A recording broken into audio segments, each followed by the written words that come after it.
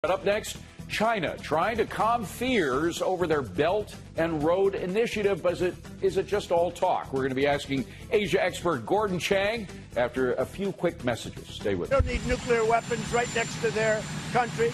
But I also think they're helping us because of the fact that we're in a trade deal, which, by the way, is going very well.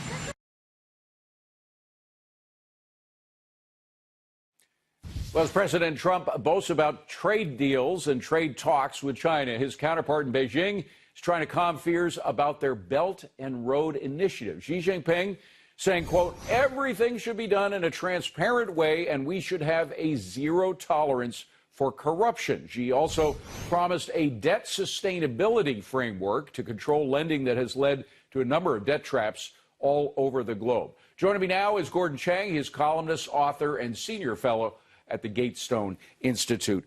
Gordon, first of all, like so many international lies that have been perpetrated over the past decades that have been revealed to be lies by this administration, there's this Belt and Road Initiative.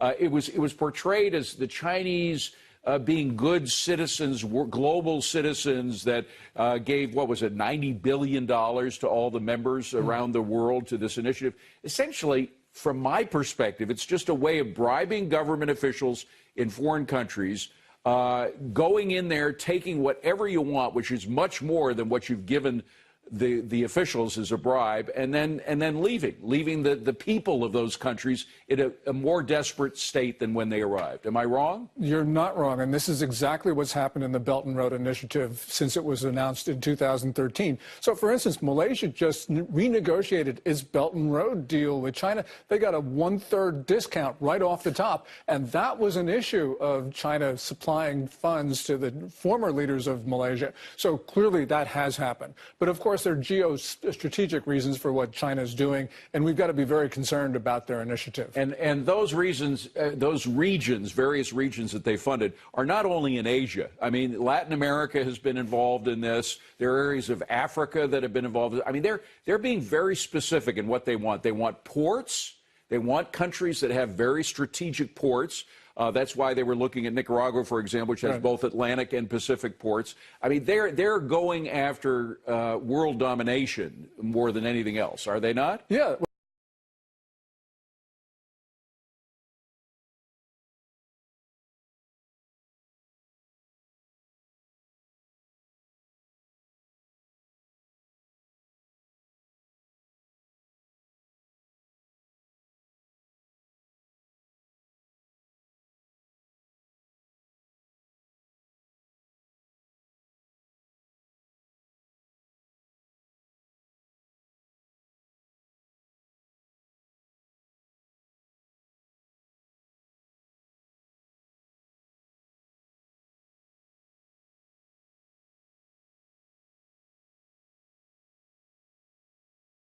When this was first announced in 2013, it was supposed to connect the great cities of China's coast to Europe and points in between. But since then, it's broadened out everywhere. So, for instance, Belt and Road is in the Caribbean, and the Chinese are building the Freeport Container Port, which is 55 miles from Palm Beach.